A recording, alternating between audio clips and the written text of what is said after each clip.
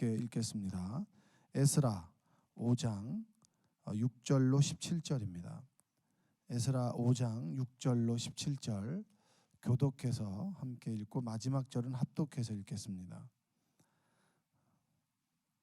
유브라데강 건너편 총독 다뜨네와 스달보스네와 그들의 동관인 유브라데 강 건너편 아비삭 사람이 다리오 왕에게 올린 글의 초보는 이러하니라.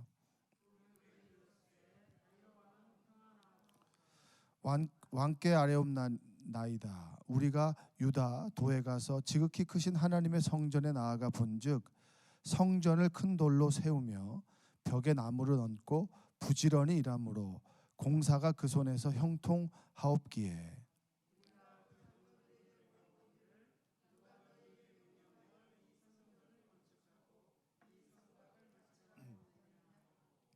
우리가 또 그 우두머리들의 이름을 적어 왕에게 아뢰고자 하여 그들의 이름을 물은즉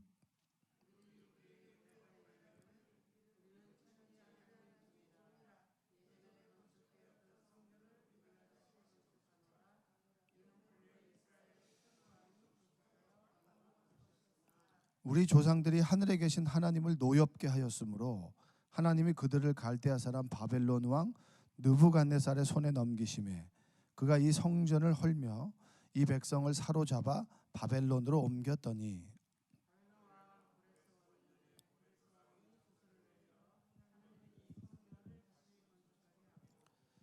또 느부갓네살이 예루살렘 하나님의 성전 안에서 금은 그릇을 옮겨다가 바벨론 신당에 두었던 것을 고레스 왕이 그 신당에서 꺼내어 그가 세운 총독 세스바살이라고 부르는 자에게 내주고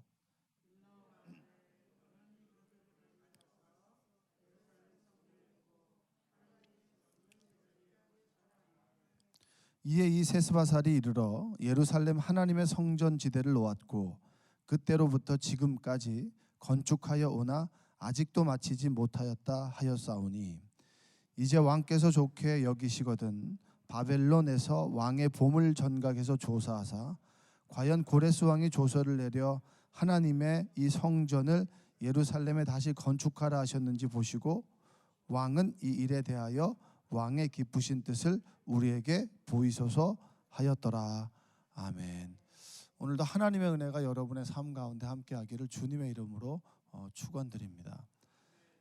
오늘의 내용은 이제 그 성전이 재건되고 다시 멈추었던 16년 동안 멈추었던 성전을 다시 짓게 되면서 이 다뜨네라고 하는 이제 바사에서 파견되었던 총독이라고 하는 사람이 당신네들이 성전을 짓는 그 권한은 누구에게 온 것입니까? 이렇게 사람들에게 묻죠. 무슨 권한으로 니네가 다시 공사를 재개하느냐?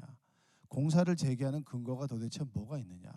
그 전에 이제 성전이 멈췄던 이유는 성전을 짓지 않고 성곽을 짓는다라고 하는 거짓 조서를 보냈어요. 그래서 성전을 멈추라고 했는데 학개와 스가랴를 통해서 하나님께서 성전을 왜 다시 지어야 되는지, 니네들이 짓지 않았을 때 너희들의 삶이 얼마나 피폐해졌는지, 생업에 충실했지만 열매가 없고 그리고 열심히 살았지만 정말 너희 삶이 풍성해지지 않는 열매가 뭐냐, 이유가 뭐냐, 그것은 하나님께 주신 사명에 충실하지 않았기 때문이다라고 하는 것을 일깨워줬습니다. 그래서 다시 시작했는데 또 이제 방해가 생기는 거예요. 근데 그 방해가 이제 그냥 말뿐이 아니라 실제로 다리오 왕에게 조서를 보낸 거예요. 조서를 보낸 내용이 뭐냐면 이들이 정말 공사를 재개하는데 다리오 왕의 조서를 근거로 합니다. 진짜 조서를 내린 것인지 이제 왕이 바뀌었으니까요. 왕이 바뀌었으니까 그 왕들의 왕실에 있는 보물 정각에서 정말로 그 조서가 이들에게 내려졌는지, 이들이 정당하게 성전을 짓는 것이 정당한 절차에 의한 것인지를 좀 살펴주십시오 라고 하는 것이 조서의 내용이에요. 근데 이게 조서의 내용 중에서 참 좀 우리가 의미 있게 봐야 되는 부분들이 있어요. 제가 이제 어제도 말씀을 드렸는데 포로 70년의 이유가 이들은 하나님이 우리를 버리셨다. 왜 선민 이스라엘, 우리를 택한, 하나님께서 택한 우리를 왜 하나님께서 버리셨는가? 그리고 하나님께서 왜 우리에게 포로 생활을 하게 하셨는가라고 하는 질문을 늘 가지고 있었습니다. 그래서 포로 생활은 우리가 하나님으로부터 버림받은 시간이고, 성전을 짓는다라고 하는 것은 다시 하나님의 임재를 경험하는 것이다라고 하는 것을 어제 제가 말씀을 드렸는데, 실제로 이들이 성전을 지으면서 이 총독 다트네라고 하는 사람이 너희가 왜 성전을 짓느냐라고 했을 때 스스로 신앙 고백을 해요. 민족의 신앙 고백을 합니다. 신앙 고백을 하는데 우리가 포로 생활 때 왜 포로 생활을 했느냐라고 하는 것이 버린 것이 아니라 우리가 하나님을 노엽게 했다라고 고백을 해요. 그러니까 이들이 대단히 자신의 민족의 역사에 대한 바른 눈을 가지고 있는 겁니다. 오늘 한번 그 성경 말씀을 한번 읽어보겠습니다. 자, 12절 한번 읽어볼까요? 12절 한번 읽겠습니다. 우리 조상들이 하늘에 계신 하나님을 노엽게 하였으므로 하나님이 그들을 갈대아 사람 바벨론의 왕 느부갓네살의 손에 넘기심에 그가 이 성전을 헐며 이 백성을 사로잡아 바벨론으로 옮겼더니. 자, 이들이 신앙적인 눈으로 해석하는 거예요. 예전에 이제 그 나라가 무너질 때는 왜 우리보다 더 악한 하나님을 모르는 바벨론에게 우리를 넘기십니까? 라는 질문을 했단 말이에요. 그러니까 우리가 납득이 될 만한 사람한테 고생을 해야 이해가 되는데, 우리보다 도덕적으로나 신앙적으로 더 우세한 높은 경지에 있는 사람에게 우리가 고생을 하면 이해가 되는데, 바벨론은 하나님을 전혀 모른단 말이에요. 모르는 이들에게 왜 우리가 고생을 해야 됩니까? 왜 이들의 포로가 되어야 됩니까? 라는 질문을 했는데, 시간이 70년이 지나고 성전을 짓고 그리고 그들이 신앙적으로 교육을 받고 훈련을 하면서 이 인식이 바뀐 거예요. 뭐냐? 우리가 이렇게 포로가 되었던 것은 하나님을 노엽게 했기 때문입니다. 그 노엽게 한 이유가 뭡니까? 끊임없이 열왕기에도 보면 우상을 숭배해요. 하나님이 우리의 구원자라고 하는 것을 그들이 모르는 건 아닙니다. 알고 있지만 끊임없이 어려울 때마다 다른 신들을 쫓아가는 삶을 살아갔단 말입니다. 그러니까 여러분들도 우리도 마찬가지예요. 지금도 끊임없이 하나님을 믿는다라고 하지만 하나님이 절대적이진 않아요. 하나님께서 내 삶을 인도하고 우리가 그분의 섭리 가운데 있다라고 하지만 끊임없이 다른 사람의 도움을 구하고 힘을 구해요. 하나님께서 이 사람을 통해서 역사하는 것이 아니라 내가 이 사람을 통해서 문제를 해결하고자 하고, 그리고 정말 답이 없을 때는 그때 하나님께 부르짖는 정도가 우리의 신앙의 모습이라고 할 수 있습니다. 여러분, 우리는 이스라엘 민족이 우리가 하나님을 노엽게 했기 때문에 포로 생활을 했다라고 하는 그런 정확한, 내 삶을 돌아봤을 때 내 삶의 정확한 바라보는 그런 시각이 여러분에게 있길 원합니다. 내 인생을 한번 다시 돌아봤을 때 내가 고생한 이유가 뭘까? 여러분 한번 돌아보세요. 이들은 민족의 신앙을 돌아봤지만 여러분이 지금부터 과거를 돌아봤을 때 힘겨웠던 그런 시간들이 있으신가요? 없으신가요? 좀 고생했던 시간이 있죠. 왜냐? 우리 인생은 늘 이거잖아요. 생사고락. 그러니까 늘 살고 죽고 그 다음에 고통과 즐거움이 이제 공존하는 게 우리의 광야 같은 삶 아니겠습니까? 그렇게 볼 때 내가 고생했을 때는 욥처럼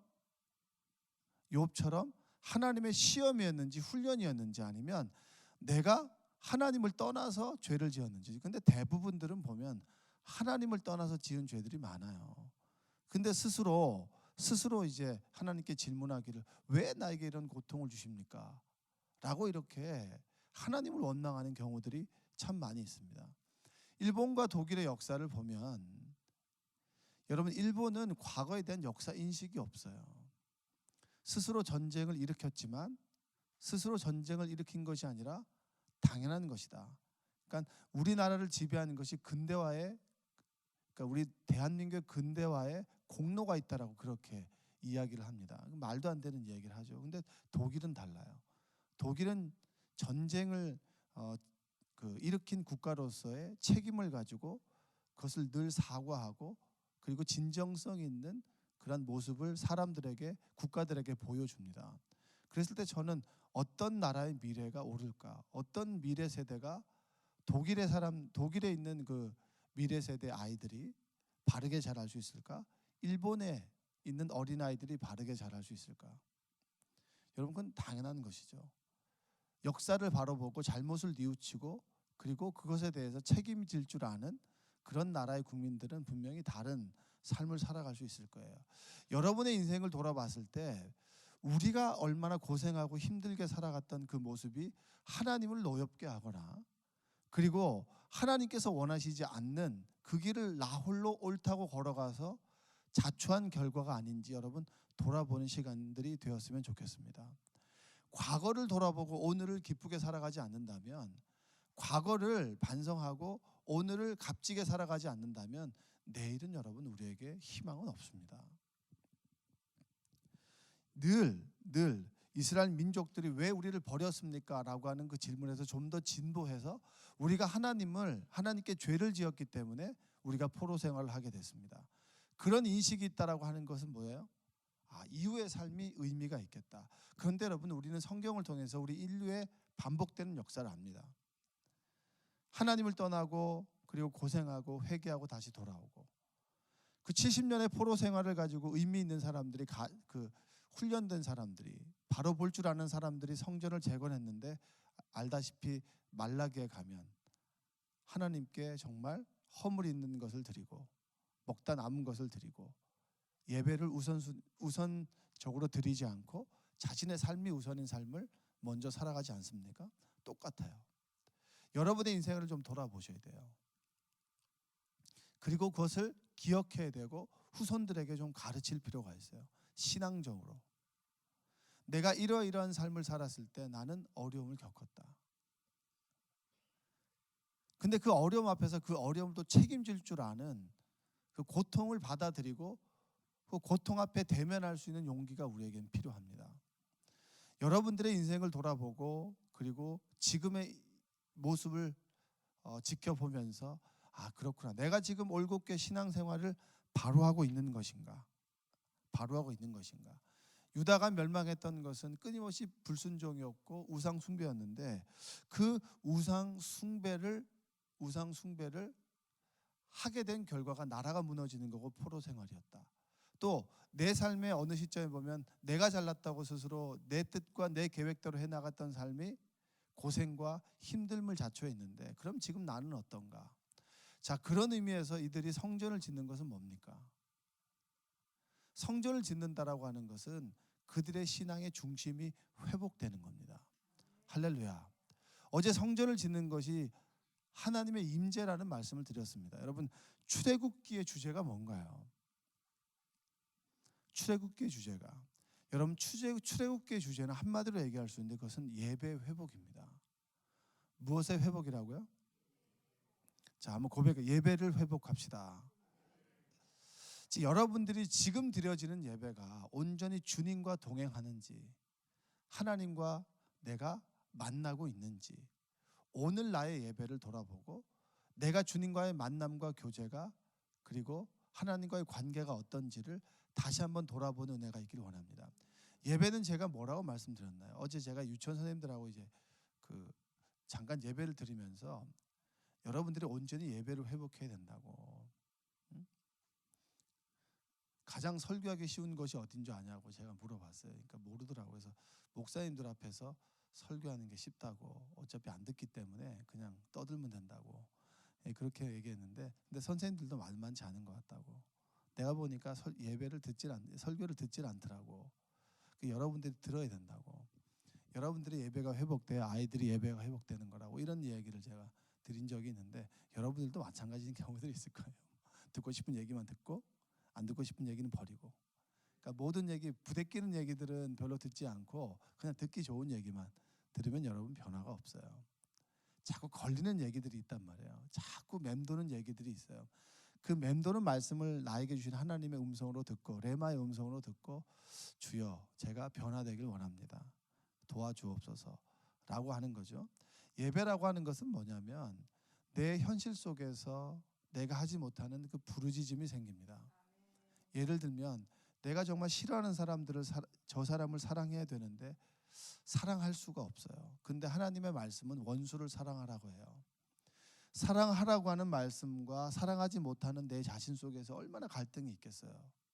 사랑하고 싶은데 그 부르짖음을 가지고 하나님께 나오면 하나님께서 들으시고 내 삶에 임재하셔서 그리고 하나님께서 함께 하심으로 내가 변화되는 것. 이게 예배입니다. 그러니까 예배를 나올 때는 부르짖음이 있어야 되는 거예요. 오늘 나올 때는 정말 내 자녀의 문제를 놓고 사생 결단을 가지고 기도해야겠다. 그리고 이 사업의 문제를 가지고 내 사생 결단을 가지고 기도해야겠다.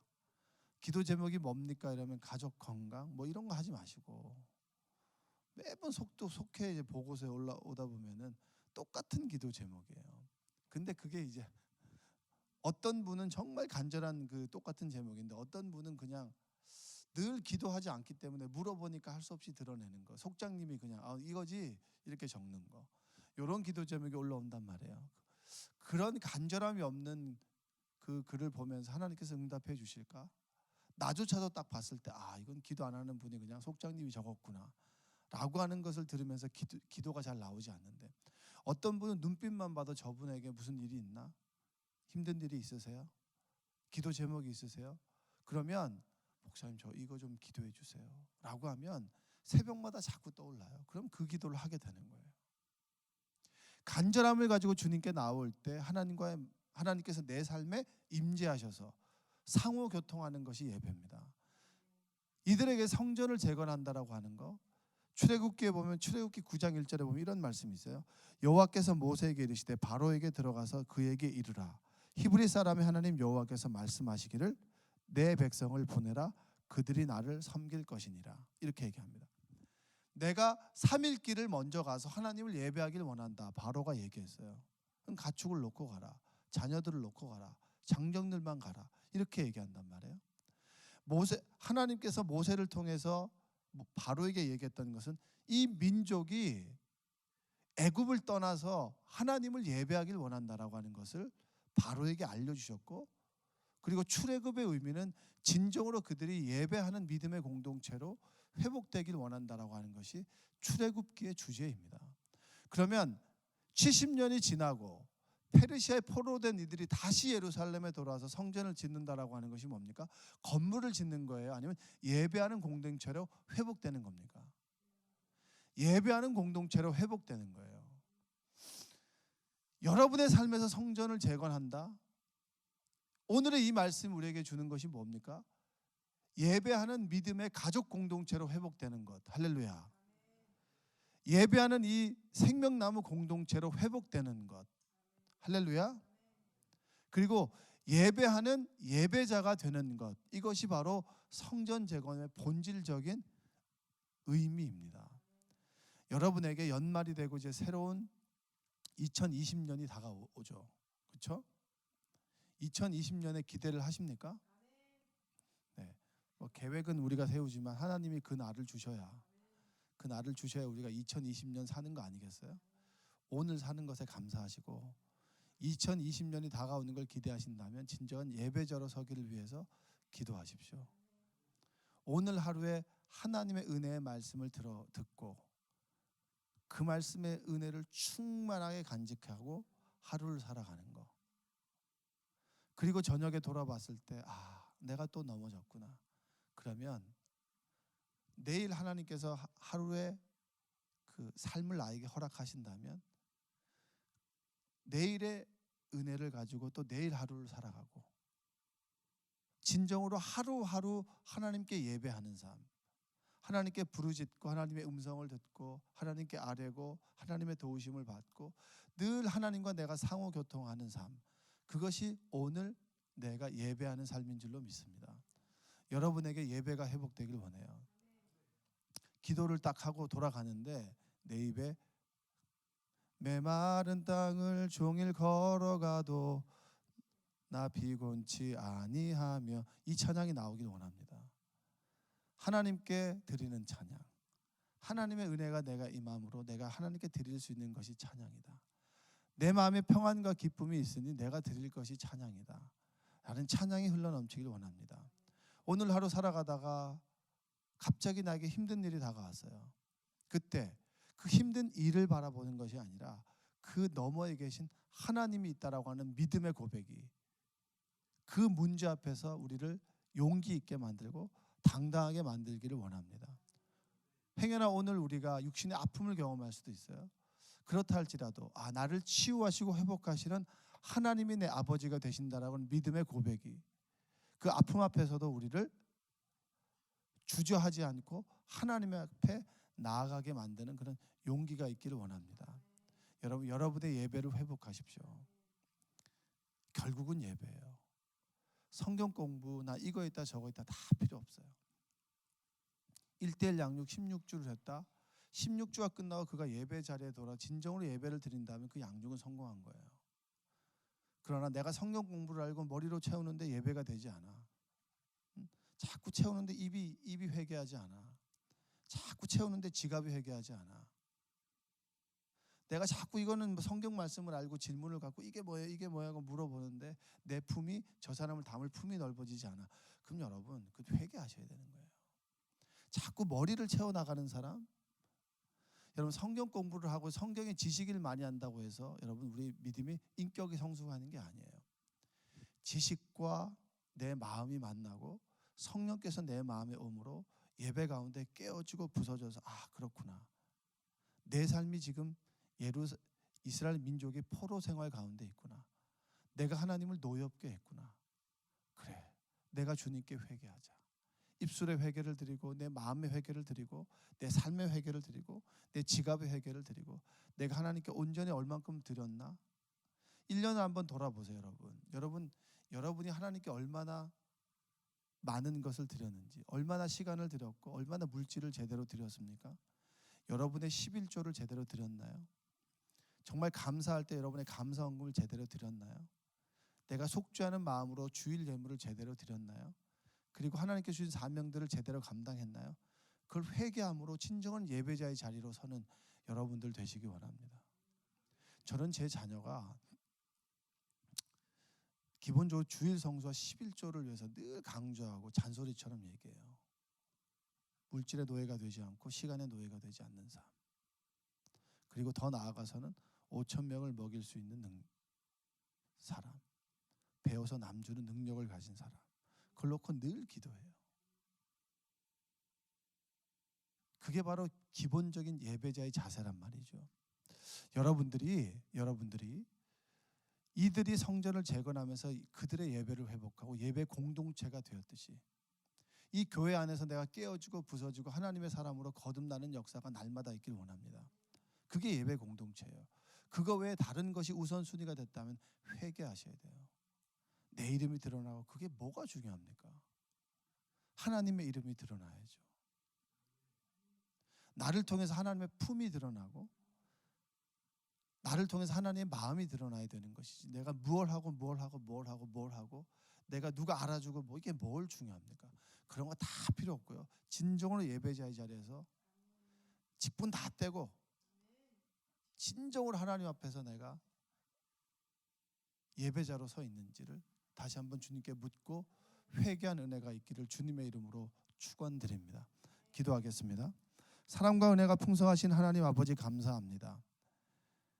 성전을 재건하는 것, 애굽에 노예된 이들이 홍해를 건너서 광야 생활을 통해서 회복하기를 원했던 것, 그것은 바로 하나님을 온전히 예배하는 예배 공동체가 되는 것입니다. 여기 있는 우리가 하나님 앞에 모여서 진정으로 예배하기를 원합니다. 주여 함께하여 주옵소서. 찬송 한 구절의 은혜가 있고 하나님 말씀 앞에 아멘의 응답이 있으며 하나님께 드리는 기도가 진정성 있는 기도, 하나님의 임재를 경험하고 마가의 다락방에 있었던 벅찬 성령의 역사가 오늘 이 시간에 우리 가운데 있길 원합니다. 삶에 풀어지지 않는 문제와 어려움을 가지고 주님 앞에 나왔습니까? 주여 부르짖고 간구할 때 응답하여 주시옵소서. 온전히 진정한 나의 예배가 회복되게 하여 주옵소서.